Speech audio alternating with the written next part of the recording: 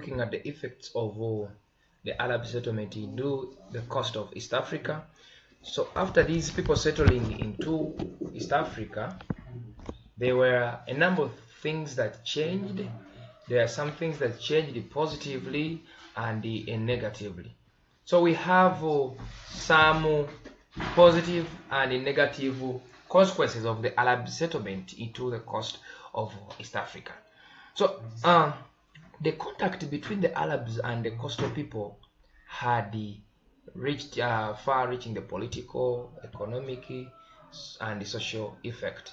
So some of these were positive and the others were negative. So Arabs, on their arrival into East Africa or at the East African coast, they brought both positive and negative consequences. So we shall see that some of them, Africans benefited from them, others did not. So on their arrival, the Arab migrants imposed themselves as the rulers over the local Africans, making them lose their independence. The Shiraz dynasty took over the Chirwa, while the Mazuli dynasty ruled Mombasa, what we call Busaidi dynasty, and later Zanzibar. So Arabs, on their coming into East Africa, they made Africans to lose their self-rule or total independence.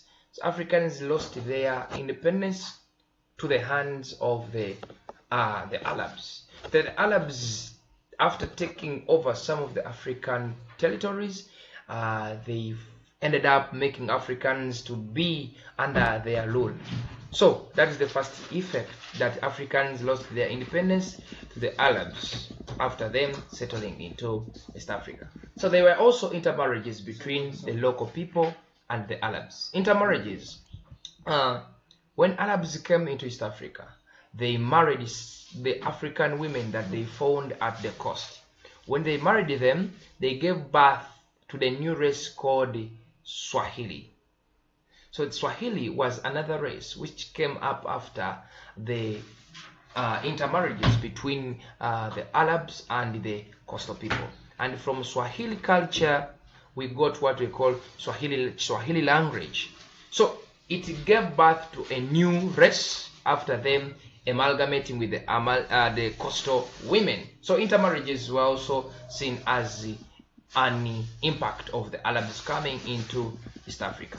So with the birth of Swahili people, the Swahili culture actually revolted at the coast, and it was mixed up with the Bantu and the Arab culture. So the new culture came with the new language called Kiswahili. So Arabs coming into East Africa led to the birth of new culture called Swahili and the new language called the Swahili. And Swahili is so common in Tanzania, Kenya, and the other parts of East Africa, and even the entire Africa. Swahili is so common. So when these people came into East Africa, they gave birth to a new race and a new language, which is now later actually is now, even in the present day, it is used, even Arabic. So it gave birth to the new culture and the new language. Still, the Arabs coming into East Africa led to the introduction of new styles of building or architecture.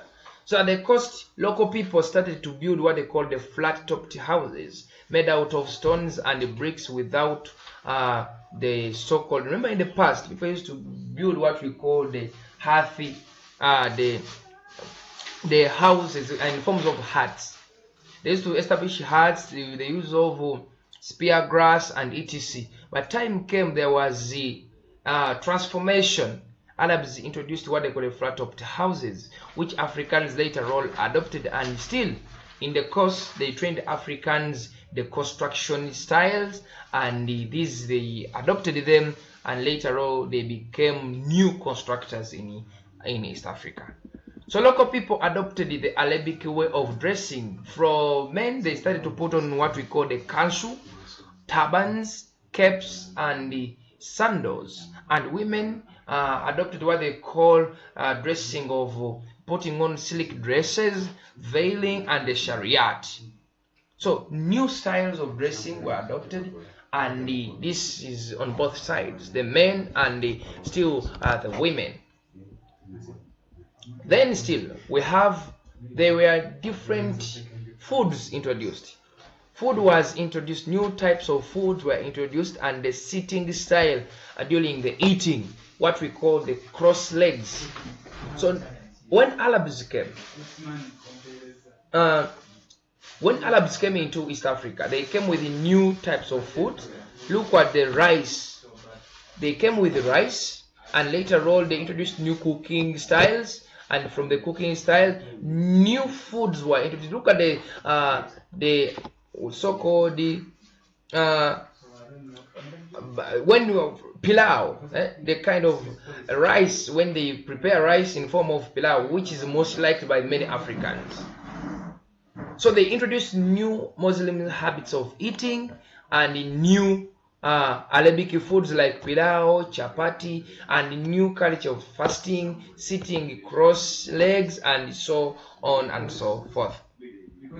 So their coming also led to the introduction of new forms of currency like the cowrie shells. So when the Arabs came in the trade, that is the Indian Ocean trade, they introduced what they call the cowrie shell, new currencies in the trade. The system in the beginning was barter, goods for goods, services for services. Time came, they introduced what they call the cowrie shells. From the cowrie shells, we got what they call the coins. So things started to transform from one step to another. The Islamic system of administration was introduced. Sharia law was introduced and used in administration. So the Islamic title like Sheikh, Sultan, Sheikhat, and the practice like circumcision, fasting, and many others were adopted by the Africans. Another one. There was also growth and development of coastal towns. So coastal towns developed due to the fact that Arabs came into East Africa. The coastal towns such as Chirwa, Sofara, Marindi, Mombasa,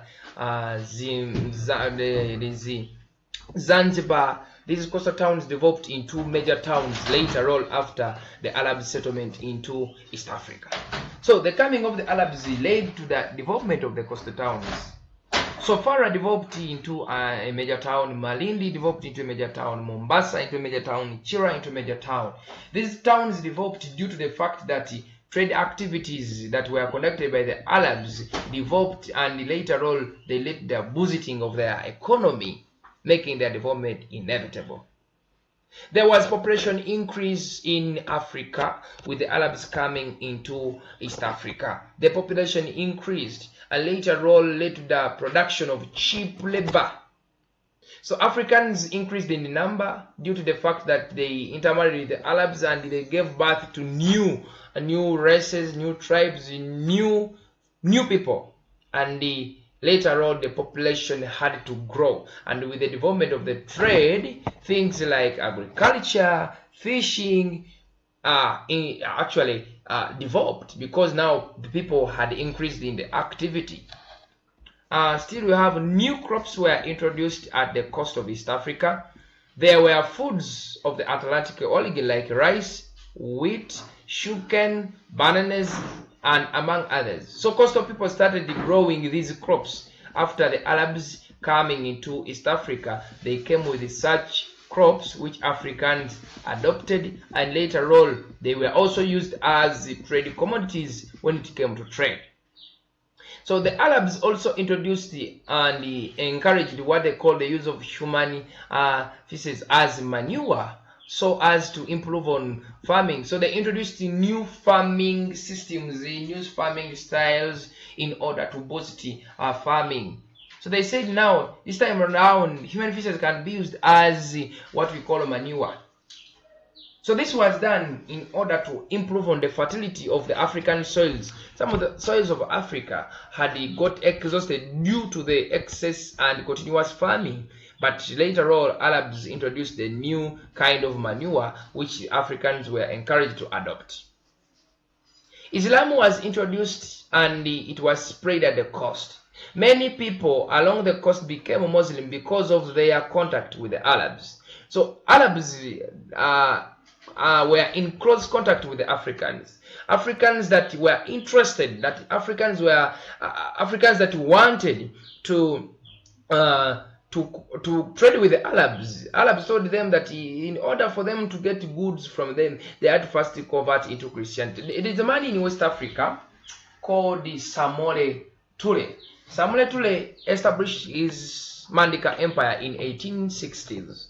But for him to get guns that he used in the process of state expansion, he had to convert from being a traditional worshipper to a Muslim. And from there, Samore Toure loved Islam and he made his state what we call a caliphate. So from there, Samore Toure associated with other Arabs, with other Muslim brothers, Al-Ajdan Fodio, Uthman Fodel, and these were the people that participated in the 19th century jihad movement in West Africa.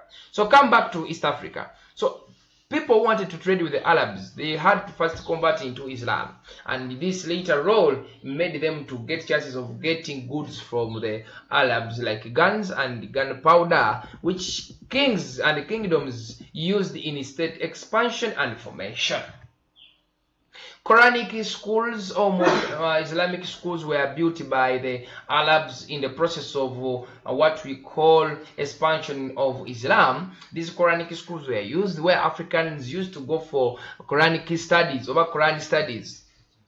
So schools that were teaching is Quran, they were set by the Muslims, and people used to go there for lectures, for studies, for them to learn about the Quran, how to read it, and later on how to interpret it.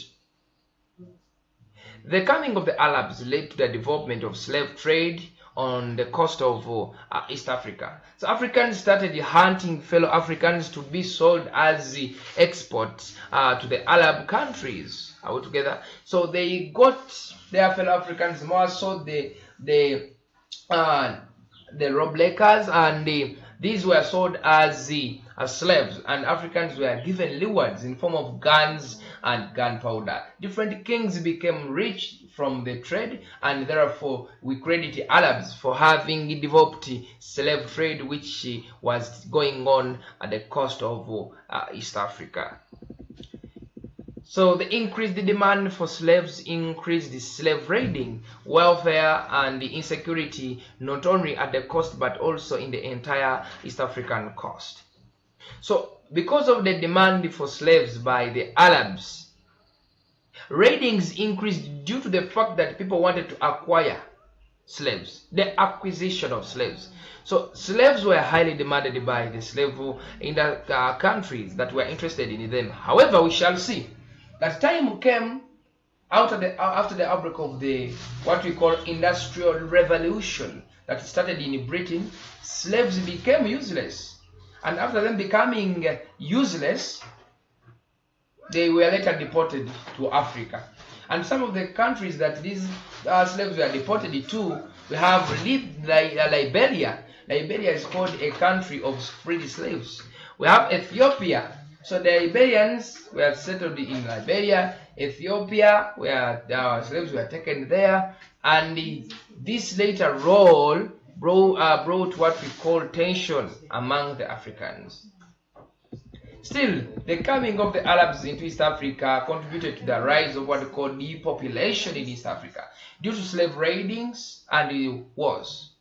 They used to raid, and in the process of raiding, many people were killed, others were captured as prisoners or slaves, and they were taken to slave markets where they were sold, and Africans were given money, those who were actively involved in the act of raiding. Lastly on this, guns and gunpowder were introduced in Africa as a trade commodity. So whoever that wanted to acquire guns from the Arabs had to convert into Islam, and later on these people, after them being given guns, they used the guns in state expansion and formation. More so, the kings got guns from the Arabs, and they later on used them in state formation, whereby they used to attack weaker neighbors, defeating them, conquering them, and grabbing powers from them. So there are many consequences in line with the Arabs coming to East Africa, but let us stop there with these effects. But still, more are still there that you can add on those that we've explained. Have a good day.